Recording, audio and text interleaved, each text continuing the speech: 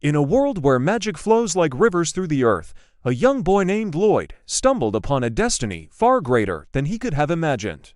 His story begins in the crumbling remnants of a ruined city, where he was found alone and trembling by a powerful sorceress named Meryl. She saw something in the frightened boy, a spark of potential, and took him under her wing to teach him the ways of magic. Meryl was a stern master, her lessons as unyielding as the elements she commanded.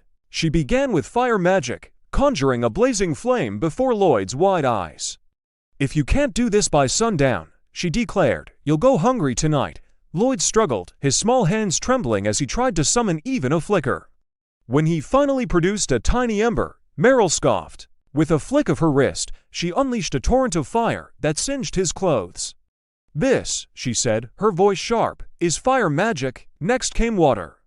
Meryl demonstrated, weaving liquid into graceful arcs. Lloyd tried to mimic her, but his efforts were clumsy. With a smirk, Meryl summoned a wave that drenched him from head to toe. "This is water magic," she said as he sputtered, soaked and shivering. When Lloyd attempted wind magic, he managed a faint breeze. Proud of his progress, Meryl, unimpressed, blew a gust from her lips that sent him tumbling through the air. "That's wind magic," she said, her tone dripping with disdain. Undeterred, Lloyd crafted a delicate figure of Meryl out of ice, hoping to earn her approval. She smirked, seized the figure, and expanded it into a towering sculpture. "Novice," she muttered, dropping him from its icy grip. Lloyd, bruised but determined, promised to work harder. Meryl's stern expression softened into a rare smile. One evening, after Meryl had indulged too much in drink, Lloyd used healing magic to ease her discomfort. She woke, clear-headed, and pulled him into a warm embrace, thanking him. But her gratitude was fleeting. Moments later, she dragged him outside to practice more magic, ignoring his groans of protest. Time passed, and one fateful evening, Meryl was troubled over a mysterious box containing a forbidden magic book. Lloyd knocked on her door, calling out that dinner was ready. As Meryl tried to close the box, it slipped from her grasp and fell. Lloyd, ever helpful, reached to pick it up. The moment his fingers brushed the book, a surge of ancient knowledge flooded his mind, overwhelming him. He collapsed, unconscious. Meryl retrieved the book, her face grave. "This boy," she murmured, "has the qualities of the chosen one." She carried him to his bed, her mind racing. She wouldn't let Lloyd repeat her mistakes. Leaning down, she kissed his forehead, sealing his newfound power to protect him. The next morning, Meryl taught Lloyd about white mages, showing him recovery magic used to aid others. Lloyd watched in awe, marveling. "Master is so powerful." That night, she spoke of monsters, her voice steady until Lloyd asked about ancient magic. Her expression darkened, and she snapped, "You don't need to learn that. It vanished centuries ago." The following day, Lloyd attempted to summon his wand, but his movements were slow. Meryl struck him lightly, scolding, "Don't neglect your training." Later, she explained magic stones, artifacts that could transform objects around them into sources of power. Years passed, and Lloyd grew into a young man. Meryl, ever the demanding mentor, took him to a dense forest, handed him a knife, and said, "Get home within a week." Then she left, alone. Lloyd faced a monster and fled, climbing a tree to escape its claws. Panting, he muttered, "White mage magic can't defeat monsters. I have to run." He wandered, using recovery magic to make fruit edible and hiding in caves to avoid predators.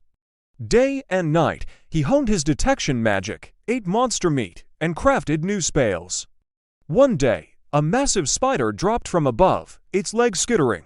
Sweat poured down Lloyd's face as he ran, the creature in pursuit. Desperate, he cast a spell to boost his speed, narrowly escaping Dot. After days of struggle, Lloyd reached home. While cleaning, he found a book about a nearby town and asked Meryl to borrow it.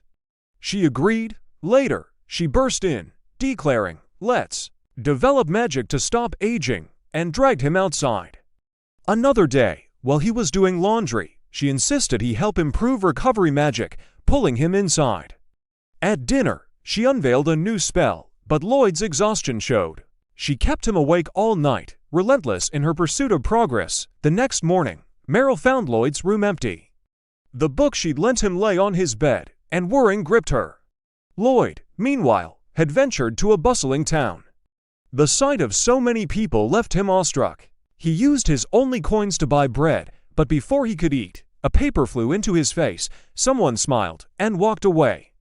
The paper advertised a call for adventurers. In the town, a hero's party battled a cyclops, its massive club demolishing buildings. Lloyd watched, mesmerized. When the healer prepared to mend the wounded, Lloyd instinctively cast a buff, empowering the entire party.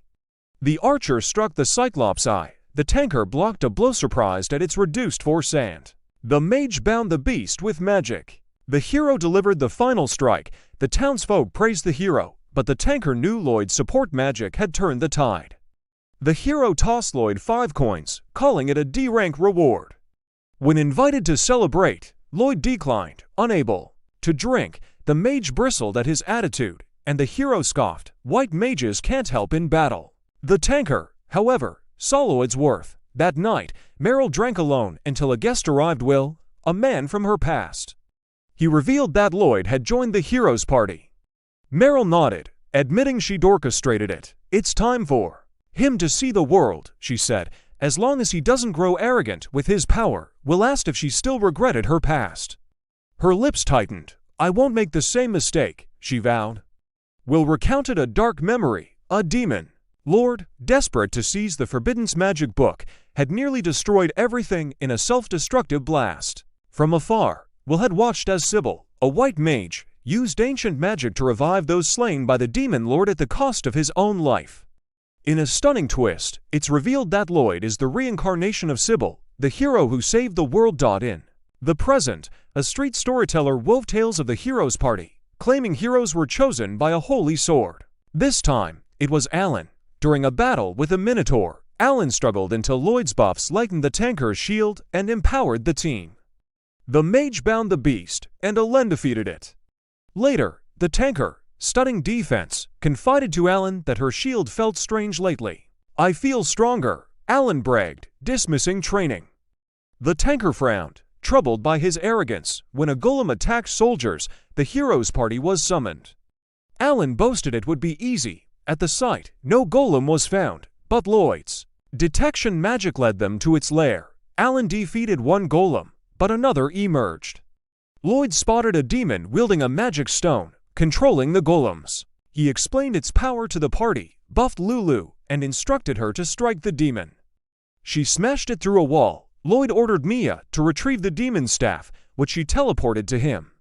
Lloyd sealed it instantly, furious at taking orders. Alan ignored Lloyd's warning and charged the remaining golem. Lloyd teleported to push Alan aside, saving him, but Alan, enraged, expelled Lloyd from the party, calling him useless and an eyesore. Lloyd left, head bowed, believing he lacked skill. The others rejoiced, but the tanker was heartbroken. Lloyd tried joining other parties but was rejected. Feeling defeated, he overheard someone seeking an unaffiliated white mage by morning, a task deemed impossible due to her condition.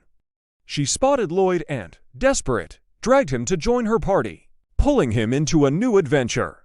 In a vivid flashback, the S-rank adventuring party, renowned for their prowess, embarked on an A-rank quest to dismantle a notorious bandit hideout. Brimming with confidence, the team consisting of the fierce leader Louis, the stalwart tanker Dagus, the precise archer Cross, the fiery mage Silica, and the supportive white mage Clum charged into the fray. However, Clum seemed distracted, her mind elsewhere as the battle began. Silica unleashed a blazing fireball, triggering a massive explosion that rattled the hideout, while Cross provided cover with a hail of arrows. Louis led the charge on the front line, her sword flashing, as Dagus shielded her from incoming blows. When Dagus struggled against a particularly fierce bandit, Clum's buff spell bolstered him, allowing him to hurl his opponent aside with newfound strength. Hidden in the shadows, the bandit leader watched in horror, awestruck by the party's overwhelming power. Cornered, he noticed the S-rank plate gleaming on Louis' neck and, in desperation, raised his staff to summon a towering golem. Louis charged the beast, but her blade failed to pierce its rocky hide, forcing her to retreat. She called out to Clum for a buff, but Clum, lost in thought, didn't respond. After a second, sharper call, Clum snapped back and cast the spell, empowering Louis to shatter the golem with ease.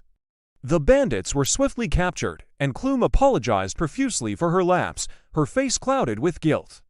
Louis, ever understanding, reassured her and gently asked about her sister, hinting at a deeper concern. The scene shifted back to the present, where Lou had dragged Lloyd to meet her party, claiming she'd found their new white mage. The team Dagas, Cross, and Silica stared in disbelief, assuming she'd failed to recruit anyone. Louis introduced Lloyd, only to realize she didn't know his name. He shyly clarified it was Lloyd, and she presented him to the group: Dagas the tanker, Cross the archer, Silica the mage, and herself, Louis, the leader. She welcomed him warmly, but Lloyd hesitated, admitting he hadn't agreed to join yet. The team groaned, teasing Louis for dragging him along without explanation, and suggested declining their upcoming quest. Louis refused, insisting someone needed their help, and explained to Lloyd that they were the only S-rank party available, as others were occupied. Lloyd wanted to help but doubted his skills, fearing he'd fall short. Louis, undeterred, proposed a test in the forest to gauge his abilities, assuring him that if he proved capable, everything would be fine. Under pressure from their high expectations, Lloyd was tasked with casting buffs on the entire party, a feat the others deemed impossible. Stunned but determined, Lloyd drew his staff and silently cast 5 distinct buffs, shocking everyone. Louis, curious, asked where his staff came from, and Lloyd casually mentioned using storage magic when she questioned if he'd already cast the buffs. The team was floored by his incantation-less casting. To test the buffs, Louis swung her sword at a tree, felling it instantly, leaving everyone dumbfounded.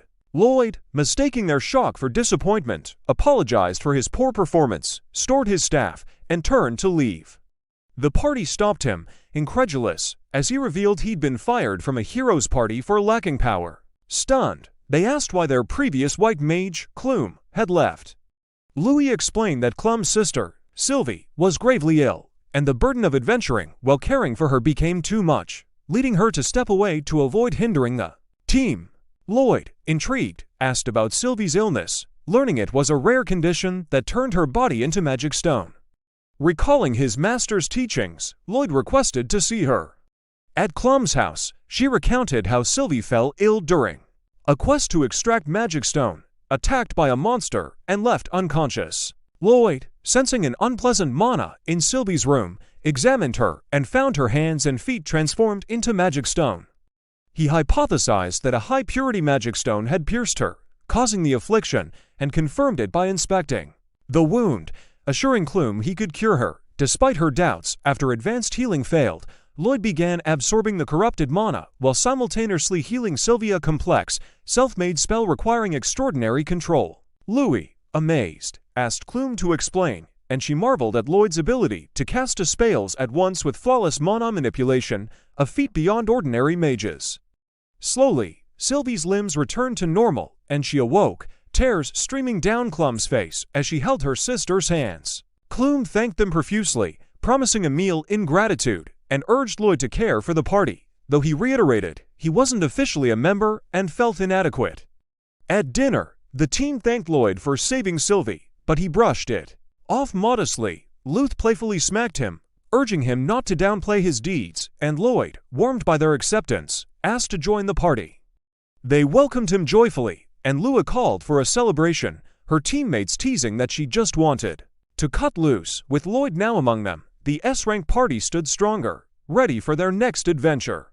A lively celebration as the party welcomes their newest member, Lloyd, into the fold. The table is piled high with mouth-watering dishes, and Lloyd's eyes practically pop out of his head at the sight. Louis, the party's spirited leader, grins and tells him it's their treat, so he can eat and drink to his heart's content. Lloyd, overwhelmed with gratitude, thanks her and dives in, his face lighting up with pure joy as he savors every bite.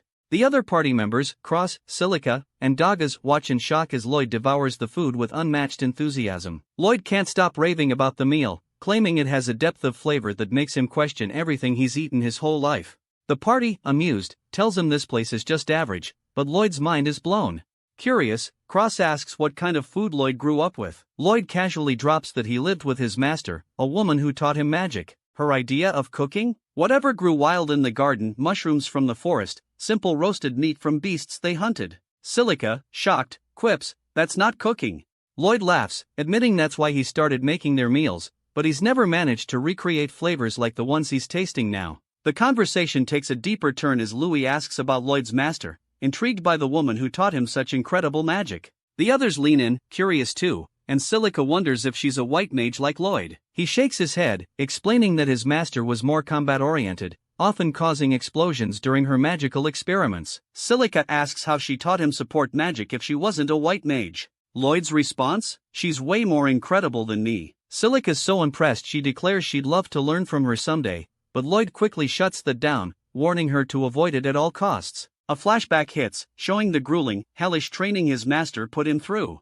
Cross chuckles. She must have been a harsh teacher, but Lloyd softened and said she was kind, recalling her kind embrace, revealing a complex bond. The mood shifts as Louis calls for a strategy meeting, catching Lloyd off guard. He didn't even know about the quest. Cross suggests filling him in, and though Louis admits she's terrible at explaining things, she hands the quest notice to Dagas, who takes charge. He explains that their mission is to take down a pack of monsters wreaking havoc on local farms, which appear out of nowhere and trample crops. Lloyd, puzzled, points out that it's unusual for different monster species to form a pack. Silica confirms he's right, and Dagas urges the team to act quickly. Louis, ever the proud adventurer, declares they must help those in need. Cross raises a concern: if they're facing a pack, it could be tough for him and Louis. But Louis's confident, saying it's Silica's time to shine. Silica, however, warns that her wide area attacks consume a ton of mana, and the monster numbers could be an issue. Louis turns to Lloyd, asking if he can use offensive magic. He admits he can, but it's not as strong as a proper mage's. Dagas steps in with a plan. He and Louis will draw the monsters into one spot. Silica will unleash her wide area attack to finish them.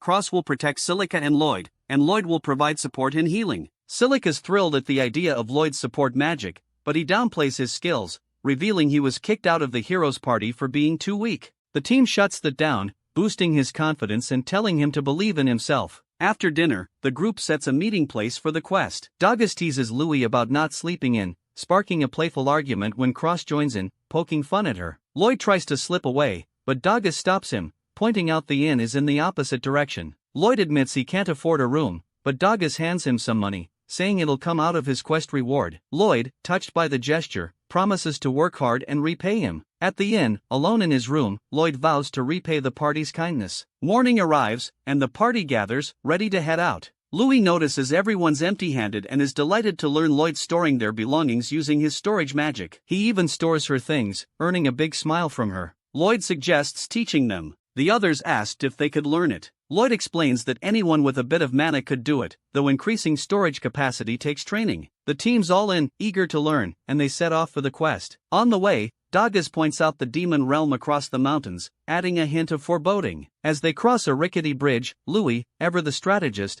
distracts everyone with random questions to ease their nerves. The party plays along, laughing and answering, but when she asks Lloyd to tell a joke, he admits he doesn't know how. They make it across, and the team encourages him, building his confidence further. In the forest, we get a cryptic glimpse of a mysterious figure praying to a stone that emits unsettling mana, foreshadowing trouble ahead. Back with the party, they set up camp before the quest. Louis and Silica head off to wash up, and Lloyd offers to handle their chores, earning a thanks from Louis. While gathering firewood, Lloyd finds fruits that his master used to train him with. Nostalgic, he picks one, tastes it, and decides to share some with the others. Suddenly, a scream pierces the air. Louis and Silica, while washing, are cornered by a terrifying basilisk. Lloyd springs into action, hitting the monster with a fireball to divert its attention and shouting for the girls to run to the shore. He tosses Silica her staff and Louis her sword, even buffing them with support magic. Louis leaps in, slicing off the basilisk's tail, and the monster roars in pain. Silica told them to take cover and unleashed a massive fireball that defeated the beast in one hit. Silica's stunned and confused by her own power, while Louis praises her. Lloyd blushes when Louis's towel slips, leading to an embarrassed scream and a quick cutaway. Back at camp, Lloyd teaches the party storage magic. He demonstrates by creating an opening with his hand and placing an item inside, but the others struggle. Feeling like a bad teacher, Lloyd blames himself, but the team reassures him it's because they're beginners. Silica suggests chanting storage, and it works. The others follow suit, using incantations since they lack Lloyd's natural talent. By nightfall, they've got the hang of it, and the team's bond grows stronger. During a nighttime lookout, Louis thanks Lloyd for joining the party, but he brushes it off, saying he was desperate for work. Curious, he asks why this quest means so much to her. Louis opens up, revealing that her village was attacked by monsters when she was a child, leaving her as the sole survivor. This quest hits close to home, and she can't stand by when others need help. Lloyd, moved, suddenly stops her and tells her to wake the others. They've spotted the monster pack from the quest notice. As the monsters approached them, Lloyd warned them and moved to retreat. Louis accidentally made a noise, alerting the monsters. A chase ensues, and a spider monster cuts them off. The party pulls their weapons from storage, ready for battle. The monsters attack, snatching Silica's staff, and the team is cornered. Lloyd buffs everyone, shouting for Louis to attack. She leaps into action, taking down one spider, while Cross recovers Silica's staff. Louis defeats another, and Lloyd directs Silica to unleash a fireball, with Cross assisting to burn the remaining monsters. Lloyd apologizes for giving orders, but the team thanks him, saying they'll rely on him moving forward. The next morning, the party packs their gear into storage and heads out, stronger and more united than ever. That night, Lloyd sat alone in deep thought, concerned about the abnormal monster pack they encountered. He felt the party should stay cautious. Louis approached him and offered to take over the night watch, worried about his health, but Lloyd refused, saying they should conserve their stamina in case something happened. Silica gently told him to speak up if it ever got too tough, and Lloyd nodded in agreement. The next morning, while the party was on the move, Louis seemed troubled. During a rest stop, Lloyd was off scouting the area. Louis approached and asked what he was doing. He calmly replied that he was using the skill search. Louis was surprised that Lloyd could use search magic, but he brushed it off, saying it wasn't impressive since he couldn't scan wide areas. She then asked if there was anything she or the others could do to help. Lloyd said there wasn't anything in particular. Disappointed, Louis walked away, clearly saddened. That night, Louis confided in Silica, saying that although Lloyd was undeniably talented, it felt like he didn't rely on them at all. Silica reassured her, saying it had been the same at first. Lloyd was still getting to know them. It takes time to build trust. Luth admitted that Lloyd seemed to know nothing about the world, yet knew everything about magic. She wondered how he had lived before. Silica told her he would open up one day. Later that night, Douglas asked Lloyd to help him with something while Cross took over the watch. Douglas was setting up a trap, which he explained were Clapper's devices that made noise when monsters approached. He told Lloyd to get some rest tonight. Lloyd hesitated, saying he couldn't use his search magic if he were asleep. Douglas then asked, "Do you not trust us?" Thinking Douglas was talking about the Clappers, Lloyd explained he was just being extra cautious. But Douglas pressed again, did Lloyd trust the party? Lloyd answered that he did. Douglas reminded him that by doing everything himself, scouting and night watch, it felt like he didn't trust them. Lloyd admitted he was afraid of causing problems for the party if he didn't work hard, recalling something the hero had once told him. But Douglas made it clear the reason they formed a party was to accomplish things together that they couldn't do alone. He encouraged Lloyd to rely on them more. When Lloyd asked if that was really all right, Douglas smiled and said no one thought Lloyd was lacking, he should rest. Lloyd finally agreed, and they returned to camp. In the morning, Lloyd asked Louis to help him draw water. She happily agreed, and they went together. Meanwhile, elsewhere, a cloaked man reported that the Magistones had been set.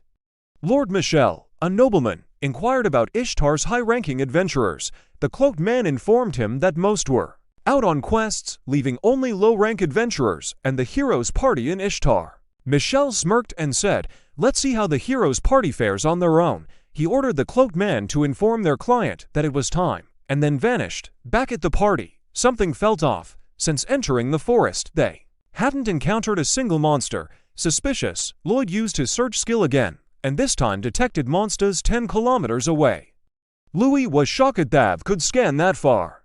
Lloyd casually said, "That's not far at all," leaving her speechless. Worried he'd said something wrong, he fell silent. When they reached the quest destination, they discovered an abnormal pack of monsters. Lloyd noted he couldn't sense any other monsters nearby, which was strange. Silica commented that there should have been more spread throughout the forest. Suddenly, Cross noticed a strange black, glowing, stone-like object. Lloyd used a skill and identified it as a Magistone. Louis was surprised he could see it. Lloyd then cast a spell on the whole party so they could all see it too. Silica expressed concern about the black mist seeping out of the stone. Lloyd analyzed it and revealed that it contained the mana of beast folk. His master had once told him some beast folk use unusual spells to control monsters. Just then, Lloyd detected a horde approaching, thousands of monsters of all types.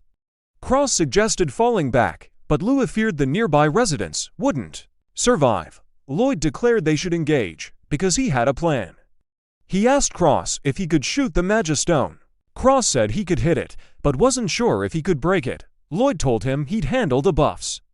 Cross readied his bow, and Lloyd cast a bufong him, his bow, and his arrow. Cross fired, shattering the Magistone in a single shot. Shocked, he asked what Lloyd had done. Lloyd replied that he buffed him, nothing more. Cross was stunned that Lloyd could enhance both weapons and people simultaneously. Lloyd humbly insisted it was Cross who one-shot the Magistone. The moment the Magistone was destroyed, the monsters began turning on each other. Lloyd hoped that would stop the horde, but instead, they charged toward the party. Lloyd told them to wait until the monsters got closer, then signaled Silica to attack. She unleashed Firestorm, incinerating a large portion of the enemy. Louis, stunned, asked what Lloyd did to Silica. He explained he had buffed her spell's power and reduced its mana cost. He asked Silica if she could continue, and she confirmed she had enough mana for about 5 more casts. Lloyd then rushed over to Cross and told him to take down the flying monsters, enhancing his vision. Cross, now fully buffed, began sniping the airborne threats with ease. Lloyd ran back to Silica for the final phase. She warned him she was almost out of mana. He took her hand and transferred his mana directly to her, telling her to finish it. Silica summoned clouds and made it rain, ensuring the forest didn't catch fire from the destruction. Then, completely drained, she collapsed. Dogus caught her and praised her efforts. Louis told Lloyd and Silica to rest, saying they'd take care of the rest. Lloyd, finally relaxing, collapsed and muttered that he'd never been this exhausted in his life. He realized he still had a long way to go. After clearing out the remaining monsters, Lloyd suggested they return to town. Louis said they were too exhausted to move, but Lloyd warned them, whoever is behind this is after Ishtar. A beast woman is kidnapped by a demon general named Grist, her brother chasing after them, but failing to catch up. Meanwhile, Lloyd, deep in thought, reveals to his party that their monster suppression quest was a trap to lure them away from Ishtar, with the monster horde meant to delay their return. Cross points out that the hero and knights are in Ishtar, though, but Degas agrees with Lloyd's hunch, growing more convinced the more he thinks about it. Louis, worried, urges the party to hurry back to be safe. Lloyd pulls out his staff, buffs the party's speed, and takes off at a blazing pace. Luth tries to slow him down, but finds herself speeding up too, as do the other party members. Stunned, she asks what he did, and Lloyd casually explains he buffed their speed. The scene shifts to Lord Michel, lounging confidently, when Grist, the demon general, appears. Grist reports that their vanguard is advancing as planned, and Michel credits that girl, calling her an intriguing individual. Grist, skeptical of not knowing what he is planning, but trusting of Michel's reputation as the Demon Lord's right-hand man, calls him frivolous and vanishes. A flashback shows Michel giving potions to the kidnapped beast folk, urging her to use her power, hinting at her role in the scheme. Back with the party, they stop to rest and drink potions. Silica asks Lloyd if it isn't so much burden since buffing drains his mana. He shrugs, saying you get used to it with constant use. Curious, she asks if he's used to it before, and Lloyd shares a glimpse of his past. His master once left him in a forest to find his way home as training. The monsters were too strong for a white mage, so he cast endless buffs to survive, forcing him to adapt. Louis, moved, says he's been through a lot, but Lloyd brushes it off, thinking it's common training that proved useful over time. Louis insists his training was far from normal, but Lloyd misunderstands, believing his training wasn't even up to a typical standard, and vows to train harder to support the party. Louis sighs, saying he's got the wrong idea again. But as they resume their journey, Lloyd suddenly stops, causing Louis and the others to crash into him and fall. When they ask why, he reveals he sensed something and tells them to go ahead, but the party insists on sticking together, since it might be dangerous. We see 4 cloaked men chanting before an orb-like object. Lloyd finds a house where he sensed something. Lloyd identifies them as demons, noting that demons were forbidden to set foot in the 3 major nations. Cross, puzzled, asks why Lloyd sounds like he just remembered that, and Lloyd admits he has no memory of his childhood. Silica wonders if he's a war orphan, but Lloyd brushes it off, telling them not to worry. Cross suggests reporting the demons to the knights, but Lloyd told them he detects the same Magistone mana near the demons. Louis agrees they can't let demons run free, and the party, shocked, teases her for acting like a true leader. They search the house, but find it empty. Lloyd uses his search magic, locating the demons underground. He buffs the party, and Silica blasts a hole in the ground with her magic. The underground chamber shakes, interrupting the demons' chanting. Louis draws her sword, demanding answers from one of them, and one of them retaliates by throwing stones with magic. She blocks them with her sword and cross-snipes the attacker. As another demon flees, Silica stops him with a spell, and Daggis shields her from an attack. Louis chases the fleeing demon, with Cross covering her, and she takes down the remaining. She tries to open the door where one of them fled into, but finds it stuck. The fleeing demon seals the beast folk in a cocoon, but Louis breaks the door down, and the demon starts to run. Lloyd tells Louis to intercept him, and she takes a shortcut and Louis intercepts him. The party surrounds him, and when he attacks, Lloyd deflects it and knocks him out, rescuing the beast folk. They take the beast folk to a house, where Lloyd heals her with advanced magic, impressing Silica and Louis. He credits his master, who constantly tried to improve her spells. The beast folk wakes up, and Louis bombards her with questions and asks her name. She says Claire, but Louis mishears it as Correja, and Claire goes along with it. Louis asks why the demons held her captive, and Claire hesitates before Lloyd mentions they are adventurers, and he once heard about a beast folk who can control monsters, asking if that's her power. Claire admits it is, and reveals the demons forced her to use it. Daggis warns that if demons seize Ishtar, they could easily invade the continent. The party rushes toward Ishtar, and Lloyd apologizes to Correja for making her run, but she insists she'd be in greater danger if she is left behind. During a rest, Lloyd senses a massive horde of monsters and a demon army approaching. He told the party to go to the city to prepare for the battle and buffs them. Louis and the others rushed to Ishtar while he and Correja race toward the enemy, setting up a thrilling cliffhanger with a demon army and Magistones threatening Ishtar. The hero paced back and forth in a rage. Every single white mage who applied was trash. He seethed, slamming his fist against a table. Lena, a look of calm frustration on her face. Have you ever considered that maybe Lloyd was just exceptional? Lloyd was exceptional. Don't make me laugh. The other party members exchanged worried glances. Are we really going to go into a fight without a support mage? Lulu asked. Just then, a soldier knocked on the door. Hero party, a horde of monsters is approaching. Ishtar, we need your aid. Alan, ever the arrogant one, puffed out his chest. Leave it to me. In a nearby forest, a far more dangerous situation was unfolding. Lloyd and Correja stumbled upon a monster horde, far larger than the one threatening Ishtar. Correja asked Lloyd, can we stop them without killing them, since they are just being manipulated by the demons? Correja nodded. The monsters are being forced. If we can free them, I can use my magic to send them back. Lloyd's face lit up. Then let's find a way to save them. Correja began to chant, her magic radiating outward. But suddenly, her spell was blocked. Back in Ishtar, the adventurers were gathered at the guild. The hero, in a fit of arrogance, insulted them for being B rank or lower. One adventurer, a young swordsman, began to get angry, but his friends held him back. He's the hero, they whispered. The guild leader stepped in, his voice firm and calming. Everyone, please, let's hear the plan. The hero, his arrogance now on full display, announced, first, the mages will unleash their most powerful spells for a big, showy blast. Then, I, the hero, and the knights will clash with the monsters, buying the mages time for another round of spells.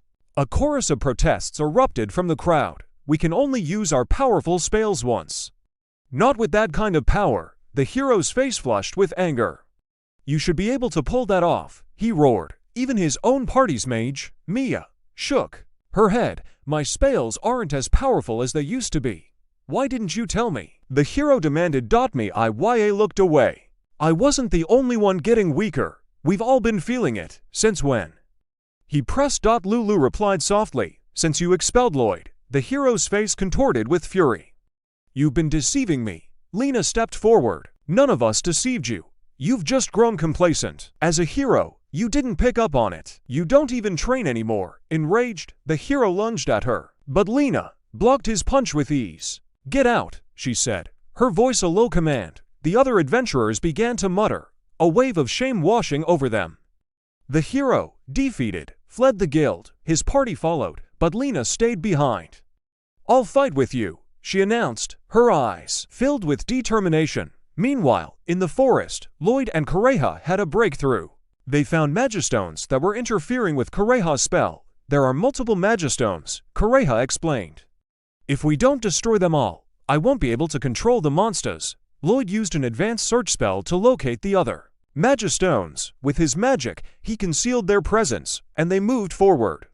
Kureha nullified the first one, and the monsters returned to normal. Back in Ishtar, the adventurers had prepared their defenses. The Knight Commander turned to the Guildmaster. Is waiting really the right thing to do?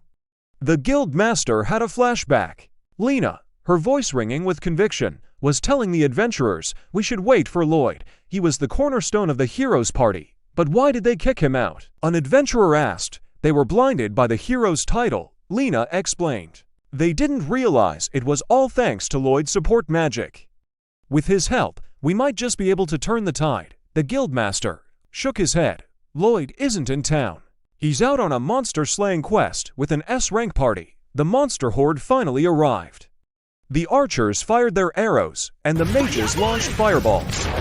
Lena and the other tankers pushed the monsters back, forcing them into a moat where mages used aquawave spells to wash them away. In the forest, Louis and the others stopped to rest, their mana depleted. After a brief rest, they began marching toward Ishtar again. Lloyd and Kureha, however, were still busy. They found another magistone and nullified it. The monsters, now free, began to fight each other. In the chaos, the magistone was destroyed, causing Kureha's invisibility magic to fade. In that instant, Lloyd used a firework spell, making the monsters turn their gaze upon him. In Ishtar, the adventurers began to take serious damage. Just as another horde approached, a powerful fire spell hit the monsters, clearing a path. When the smoke cleared, Louis and the others had arrived. Lloyd, meanwhile, was dodging monsters with physical enhancement spells. He was cornered, but Kureha began to sing. The monsters stopped attacking and returned back to the forest. What did you do? Lloyd asked, amazed. I just persuaded them to go back to the forest, she replied. Lloyd, realizing all the monsters were free, said, we have to return to Ishtar now. In Ishtar, things were getting dire. There were too many monsters. Lena, trying to save a fellow adventurer, was bitten by a monster. She was at her limit. The monsters breached their defenses, and the adventurers were all injured. But then, a beautiful song filled the air. Kureha's voice, full of light and magic, caused the monsters to turn and leave. Lloyd, arriving just in time, praised her. That's wonderful magic. To be able to communicate with so many monsters after I only used multiple buffs, Kureha muttered. Just double quotes. Lloyd looked at her with gratitude. Thank you for saving us. My real name is Claire, she said, a small smile on her face. Just then, a new threat emerged. A large group of golems began approaching Ishtar. Lloyd's expression turned grim. We have to put an end to this battle. Lord Michel was enjoying himself in his office when someone barged in, reporting news from Ishtar. At first, Michel arrogantly assumed Ishtar had been captured, but the messenger revealed the monsters had halted their attack and scattered, leaving Michel in shock. Meanwhile, the golem marched toward Ishtar. Claire noticed the golem didn't seem to hear her, and Lloyd suspected the demons might be interfering. Using the spell search, he ran at full speed toward Ishtar. As they got closer, one of the golems noticed them and attacked. They managed to evade it, and Lloyd grabbed Claire by the wrist like a princess, leaping over them all. Everyone was amazed by his jump, and they guessed it was Lloyd. There, Lloyd found Louis and the others and was relieved they were safe. They thanked him, but he gave all the credit to Claire. Confused, Louis asked if he meant Kureha, but Lloyd revealed her real name was Claire. Suddenly, Lloyd collapsed to his knees, having overexerted himself from casting non-stop support magic. Right then, the guildmaster arrived and was surprised to see a beastfolk with Lloyd. Lloyd entrusted Claire to him, and before leaving, she thanked Lloyd for saving her as the knights took her to safety. After Claire left, the guildmaster revealed that Lloyd was their only hope. Lloyd, confused by his words, asked why. That's when Lena appeared and explained the truth: the hero had deserted them. Furious, Lloyd demanded to know why, and Lena explained it was because the hero clashed with some adventurers at the guild. Lena winced in pain from her injury, and seeing that, Lloyd healed her like nothing had happened. But immediately after, he collapsed into Lena's arms. She told him that their hero party had only been the strongest thanks to his support, yet they never realized how much he carried them. Tearfully, she apologized for doing nothing when he was expelled. Shocked, Lloyd admitted he thought he was expelled for lacking power. Right then, the golems began their attack, and the knights charged recklessly. Lloyd tried to stop them, but it was too late. Adventurers attacked too, but their strikes caused no damage, and the golems pushed them back. Lloyd then suggested buffing everyone, requesting that they gather by their occupation.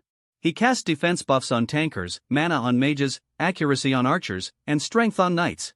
He warned that the effects wouldn't last long, meaning they had to win quickly. Louis climbed a tower and shouted that Lloyd had buffed everyone, encouraging them to fight.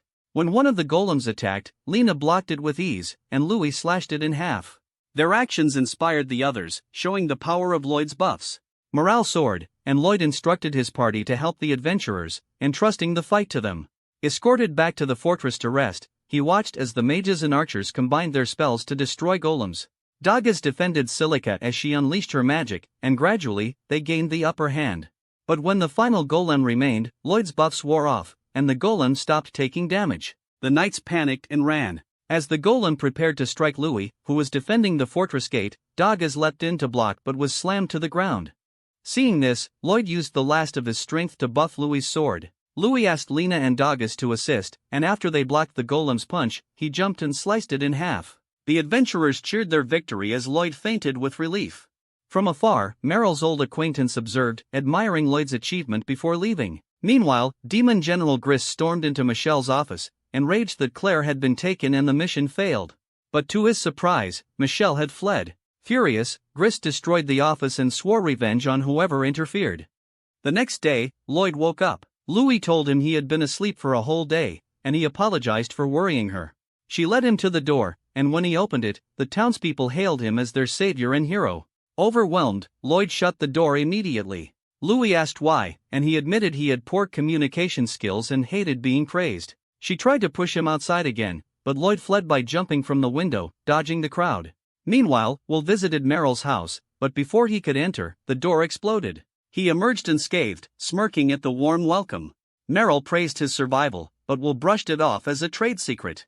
Inside, he found his old colleagues Thor and Lily. Lily called him the Phantom Alchemist, but Will denied it, saying he only focused on gathering information now. Meryl asked about Lloyd, and Will casually revealed that Lloyd had been kicked out of the hero party and had since joined an S-rank party. Smirking, Meryl said it would serve as good training for him. Meanwhile, Lloyd was hiding from the townspeople when his party found him. He asked why everyone was chasing him, and cross-joked they didn't want to eat him, they just wanted to thank him. But Lloyd belittled himself again, only for Lena to reassure him that he was stronger than the hero. The others agreed. Elsewhere, Will mentioned that Lloyd didn't realize his true potential, and Meryl muttered that she didn't want him repeating her mistakes. Eventually, Lloyd met with the townsfolk, who showered him with praise, calling him the hero of Ishtar. News of this reached the heroes' party, and Alan was furious. His title as hero was at risk for refusing the emergency mission. He ordered his party to pack up and leave town. The girls were confused, but Alan simply didn't want to stay where Lloyd was hailed as a hero instead of him. Meanwhile, Meryl and the others drank in memory of their late comrade Sybil. During the gathering, Will dropped a bombshell: the demons were on the move, and they were behind Ishtar's attack too. The question was why now? Will speculated that the demon lord might have returned. Meryl furiously shouted that the demon lord had been vanquished when Sybil sacrificed himself. Thor calmed her down, reminding her they weren't sure. The next day, Lloyd and his party were summoned to the lord's mansion. A man greeted them and invited them inside, where they found Claire waiting. The man, who looked like a butler, revealed himself as Abel, the lord of Ishtar. Everyone was shocked. Abel had supposedly ruled for decades, yet he looked the same age as them. Lloyd remembered that his master also looked unusually young, and Abel offered to someday teach them youth-preserving methods. Meanwhile, in the Forez Empire, Claire's brother Sarayon raged over the lack of clues in his search for her. Just then, a messenger reported that Claire had been located. Back in Ishtar, Lloyd and the others were shocked to learn that Claire was actually the second princess of Forez, a land of beastfolk. Abel asked their opinion of her power, and Lloyd admitted it was terrifyingly strong. To prevent the demons from capturing her, Abel proposed that they escort her to Sylphis, the capital of the foreign kingdom. They were confused, since royalty was never escorted by adventurers. Abel explained that if she traveled with knights, demons might suspect an attack, but with an S-rank party, no one would expect royalty to be among them. Before departing, Claire asked to be treated normally. Louis reassured her, promising to protect her until they reached the capital. And just like that, they were ready to depart. To stay safe from enemies, the group decides to take the long way around. But even after 10 days since leaving Ishtar, they're still far from the capital. On the road, Yui tells Claire that the next town is known for its hot spring. Claire admits she's never been to one before, since she rarely ever went outside. The others realize Yui is trying to make Claire feel comfortable, while also selfishly wanting to go to the hot spring herself. As soon as they arrive at the town, Yui immediately runs off to the springs. Inside, Claire feels too shy to enter since it's her first time, but Yui encourages her, and she finally joins in. Her beauty stuns everyone. Once Claire relaxes, she admits how nice it feels. That's when the conversation shifts to their figures. Claire and Yui both admire Silica's body, until Silica points out that Yui has gained weight from all the snacks she's been stuffing her face with. Yui checks for herself, then smirks, claiming that the more she grows, the stronger her attacks will become. Claire laughs at her logic, which makes Yui snap in embarrassment. Meanwhile, in the men's bath next door, the boys are scrubbing each other's backs while eavesdropping on the girls. Lloyd, however, is lost in thought, worrying about running into demons the closer they get to the capital. Distracted, he accidentally scrubs too hard, while Cross suffers the worst back scrub of his life. Afterward, Lloyd tells the party he wants to stay in the town for a few days to prepare for the journey ahead. The others agree, needing time to get ready themselves. The next day, Dagas can't find the item he's been searching for. While wandering, he runs into Yui and Claire, who are sightseeing. He explains he's looking to replace his shield but hasn't had any luck. Claire remembers a weapon shop in the back alley and suggests he check there. When Dagas arrives, he finds no one inside, but the weapons are of high quality. Suddenly, the old shopkeeper appears and threatens to throw him out if he's with any thugs. Dagas assures him he's only looking, and the old man allows it. As Dagas browses, a group of adventurers barges in and mocks him for trying to buy from the old man, calling him a bottom-rank adventurer. The old man tries to drive them away, but they insult him for not having customers. Dagas steps in to help, only for their leader to arrive Galland, the town's only A-rank adventurer. Dagas questions why someone of his rank is wasting time with the old man, and it's revealed that Galland wants to buy the shop, but the old man refuses to sell. Galland orders his men to attack, but Dagas blocks their blows with his shield and pushes them outside, revealing his S-rank badge. Galland and his men are shocked, and the old man, impressed, entrusts Dagas with a quest. Meanwhile, Lloyd practices new spells when Yui and Claire return from sightseeing. Yui asks if he's learning offensive magic, but Lloyd explains that even if he did, compared to Silica, his offense would be like a match to Wildfire. He praises her as one of a kind. At the same time, Silica is in the forest training to become stronger. She tries to compress mana and make it explode, but it escapes her control, and she fails. She prepares to try again. Yui explains to Claire that Silica has been called a prodigy since childhood, a gifted mage who trained relentlessly even when others already considered her a genius. Back in the forest, Silica keeps failing, but she doesn't give up. After repeated attempts, she finally succeeds, but stumbles and accidentally triggers a bigger explosion. Exhausted, she decides to stop for the day. Just then, she hears something in the bushes. It's Dagas. He explains that the shop owner showed him the great shield Aegis, forged by the legendary blacksmith Lioness. But before handing it over, the old man requested that Dagas confirm whether a monster was nearby, since townsfolk had been hearing explosions all morning. Dagas followed the noise and found her there. Silica fumes at being mistaken for a monster, but when Dagas points behind her, she realizes she accidentally evaporated the hot spring. She quickly restores it to normal, then accompanies Dagas back to the shop to apologize. The old man reassures her that it's fine and keeps his word, granting Dagas the shield.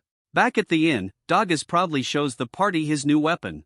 Silica, meanwhile, reveals she has mastered a new spell. Yui eagerly asks her to demonstrate later. Dagas tries to stop her, but Silica silences him with a death stare. Cross feels pressured to prove himself too, but Yui tells everyone not to rush. Instead, she drags Claire off to a restaurant to eat. The next day, Cross is depressed after Dagas and Silica accomplished something while he didn't. Lost in thought about buying a new weapon, a kid bumps into him. His name is Lin. Cross lends him a hand, apologizes for not paying attention, and notices that Lin is an adventurer. Cross introduces himself as one too, and to his shock, Lin bluntly asks him to form a party together. They go to the local guild to register. Lin thanks him for joining, while Cross recalls how he couldn't turn him down after Lin begged him. Cross warns him that as archers, their class isn't suited for beginners. But suddenly, guild members start muttering that Lin bringing in a teammate will only drag them down. Lin apologizes for forcing Cross to team with a failure, but Cross calms him by admitting he himself is stuck at his rank. Hearing that, Lin regains confidence and calls Cross his brother-in-arms. Meanwhile, Yui continues her touring, thinking only about food. She remembers Silica mentioning she was gaining weight but brushed it off with more weight, more attack. Her attention shifts when she sees a noble lady trampling a poor boy just for splashing mud on her dress. The kid apologizes, but no one helps since she's heir to House Windy, a powerful noble family. Her guard draws his sword to strike the boy, only for Yui to step in, mocking the noblewoman as an old hag. Yui tells her not to disgrace herself by snapping at a child. Furious, the lady orders her guards to eliminate Yui and the boy. Yui tells the kid to run, then draws her sword from storage to block the incoming strikes. While this happens, Cross and Lin take a quest to defeat a red slime. Cross pulls his bow from storage, shocking Lin. When asked how, Cross says it's the only spell he's good at. He shatters the slime's core with precision shots and tells Lin to try. Lin struggles, missing every target, leaving Cross at a loss for words. Back in town, the noble fumes as her guards fail against Yui. The crowd begins to recognize Yui as the young adventurer who reached S rank. Yui warns the guards to leave, but the noble has hidden a mage among the crowd, who ambushes Yui with mana-draining chains. Laughing, the noble mocks Yui's weakening state as her guards prepare to finish her, until a mysterious figure intervenes, but she mocks them for ganging up on one girl. The noblewoman warns her not to interfere, but in a blink, the girl disappears and reappears, dropping all 4 guards unconscious. Yui, freed from the chains, admires her speed. Enraged, the noble throws a tantrum, only to be cowed to her knees by the mysterious girl's aura. Later, Yui thanks her savior, who replies she only did what she thought was right. When Yui presses her for advice on becoming strong, she tells her not to rush. Suddenly, Yui brings up Lloyd, calling him an incredible white mage in her party. The girl is surprised to hear his name. Yui explains she wants to grow stronger, so she won't rely on Lloyd alone. Hearing this, the mysterious girl removes her cloak, revealing herself as Rose, Merrill's old acquaintance. She offers to train Yui. Meanwhile, Lloyd is overwhelmed with ideas for new creations, but none bear results. Silica, Claire, and Daga's worry he's running himself ragged. Daga suggests he get some fresh air, and Claire volunteers to show him around town, at the same time. Rose warns Yui not to trust strangers so easily. But Yui insists she's a good judge of character and asks for her name. Rose gives the alias Lilith. Yui remains suspicious, but trusts her gut. When Rose draws a massive sword from storage, Yui vows to learn the secret of Lilith's strength. Elsewhere, Claire and Lloyd share dumplings. Lloyd flips the question, asking if her animal communication magic is ancient magic. Claire freezes, shocked. Lloyd explains he only assumed such power must be ancient, and wonders if it can be learned. Claire says no, ancient magic only appears once every few centuries, in a chosen user. Anyone else who tries risks divine punishment, as happened in the past to Sybil. Hearing this, Lloyd drops the idea. Back with Cross, he continues training Lin. Despite missing shots at first, Lin quickly improves and finally pierces a red slime's core. Cross is surprised by his progress, and they complete the quest. Meanwhile, Rose demonstrates Yui's first training task, cut down a tree without moving. Confused, Yui thinks it's a riddle, but Rose shows her by coating her blade in mana and sending it flying. Motivated, Yui attempts the same. Later, Cross and Lin finish their hunt, but on the way back a Lanamagra monster appears. Lin panics and suggests retreating, but Cross fires arrows, failing to pierce it. Lin urges him to use rapid shot, focusing arrows on one spot. Cross takes the advice, and the monster finally falls. They haul it to the guild, earning praise. Outside, Lin thanks Cross for the lecture, but doubts his low rank. Feeling guilty, Cross reveals his S-rank plate. Lin is stunned and apologizes non-stop, back with Yui. She struggles to coat her blade in mana, while Rose calls it easy. Frustrated, Yui questions Lilith's strength. Rose asks why she wants to grow stronger, and Yui admits she thought reaching S-rank meant enough, but meeting Lloyd proves she's far behind. At that moment, a monster charges Rose. Without thinking, Yui moves and unleashes a mana-coated strike, slaying it. Thrilled at her success, she suddenly collapses into sleep. Night falls. The others worry when Yui is late, until a knock reveals her asleep at the door. Rose leaves as Yui is carried inside. The next morning, the group prepares to depart for the capital. Lloyd sulks over his lack of new spells, listing only improvements to old ones. The others give up on cheering him. At the same time, Rose secretly reports Lloyd's condition to Merrily, who throws a tantrum, angry she wasn't the one to see him herself. In the capital city, we see Merrily strolling around, enjoying the view. Meanwhile, Demon General Grist is having an audience with the Demon Lord. But the Demon Lord is disappointed in him for failing to bring down a small frontier town. That rural outpost was supposed to be their trump card for the continent's invasion. Grist feels ashamed. Not only did he fail to crush Ishtar, he also lost Claire in the process. The Demon Lord warns him that this is his final chance to deliver results, or he'll be stripped of his position as a general. Afterward, as Grist struggles with how to find Claire, Michelle suddenly appears. Enraged, Grist swings a punch at him, but Michelle smirks, telling him that he knows exactly where Claire is.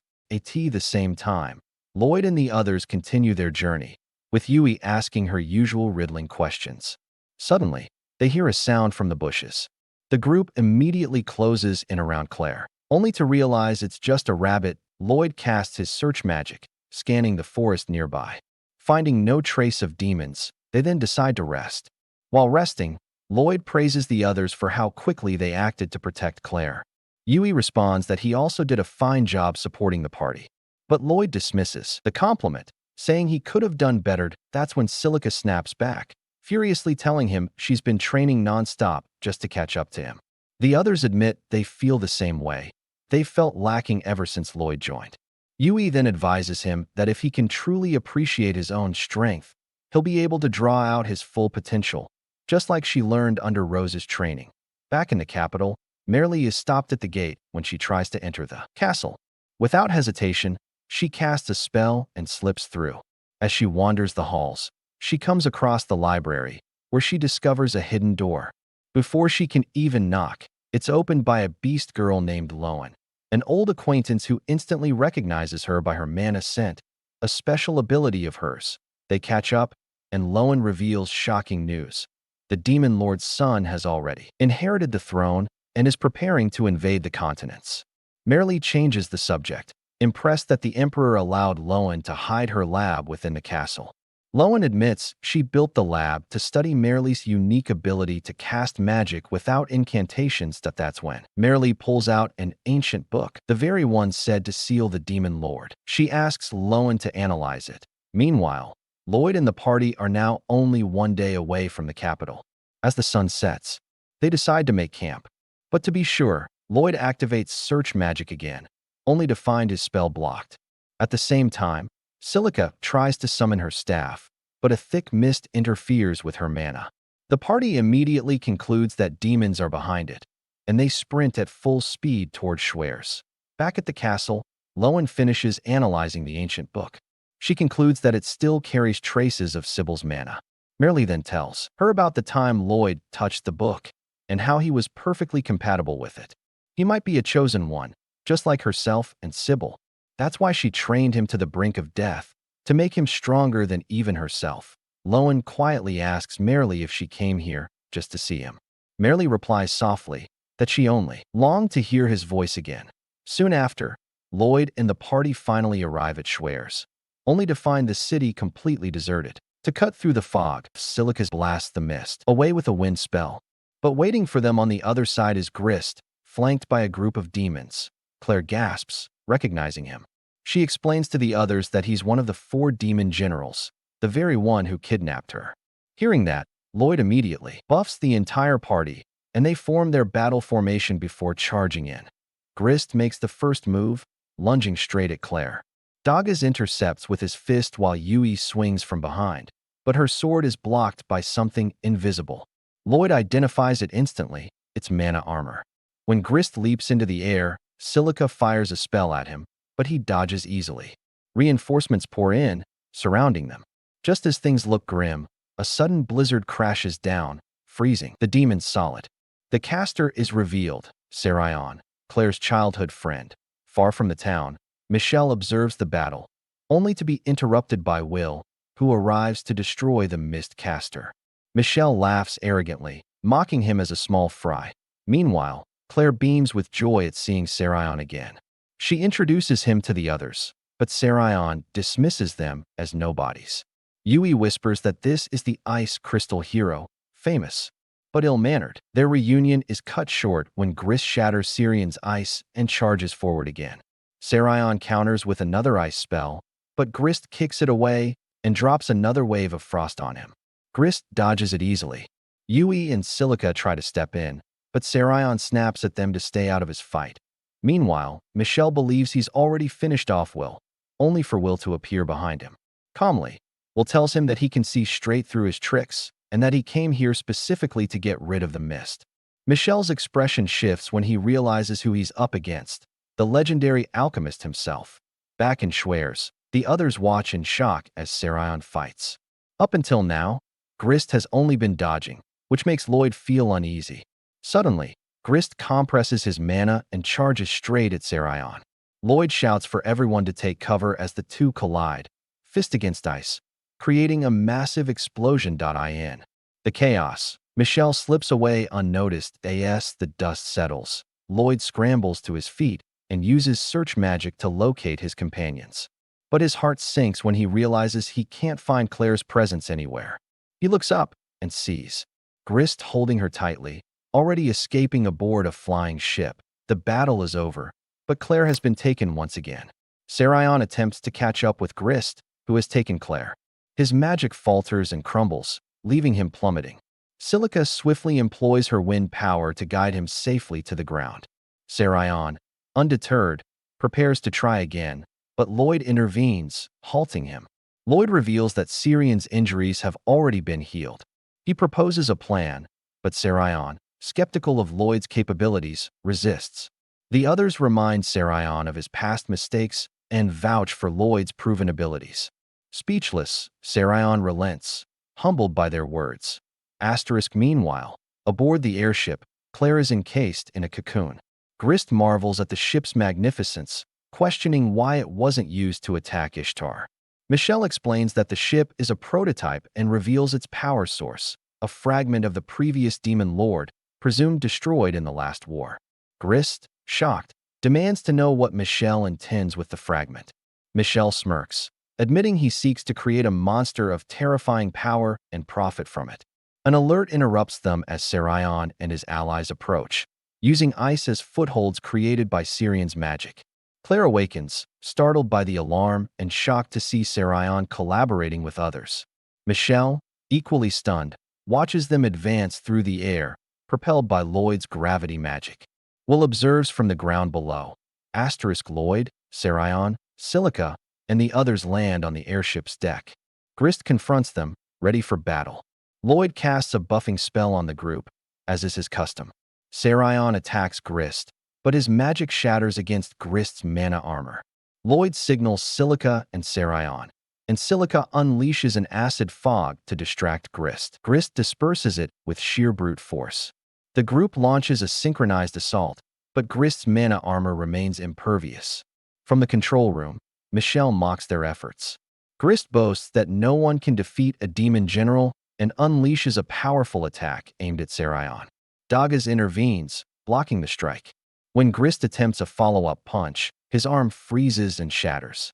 Sarion reveals he used necrotizing magic on Grist's arm, while Lloyd explains he cast a spell to numb Grist's senses, masking the pain. Lloyd admits they cannot break the Na armor, but exploited Grist's inability to perceive an unseen attack. Michelle, impressed, acknowledges their strategy. Grist, now feeling the pain as Lloyd's spell fades, collapses to his knees. Lloyd demands Claire's return, but Grist flees inside the ship, shouting for Michelle to release the monsters. Lloyd and the others pursue Grist and locate Claire. Grist attempts to release the monsters from their cages, ignoring Michelle's warning that his research is incomplete.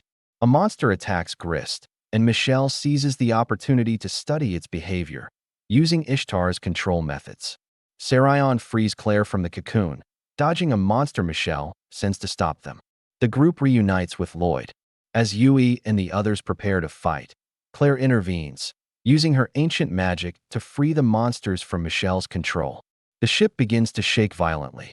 Michelle, confused, realizes the Demon Lord's fragment is losing its vitality due to Claire's magic.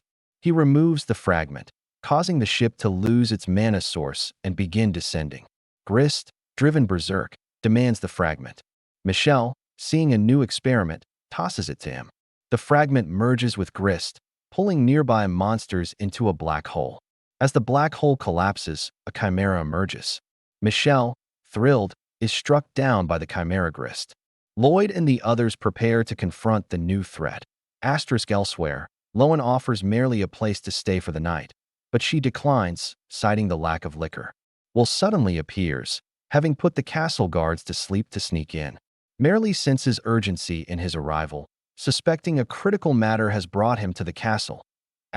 Back on the airship, Lloyd buffs Dagas, but even he cannot withstand the Chimera Grist's full power. The Chimera blocks the exit as the ship continues to plummet. Cross and Yui attack, but their efforts are easily deflected. With their attacks ineffective and the ship falling, the group faces a dire situation, uncertain of their next move. That wraps up today's recap. What do you think about this episode? Drop your thought in the comment that if you liked this recap, don't forget to like, subscribe, and turn on the notification so you never miss the next one.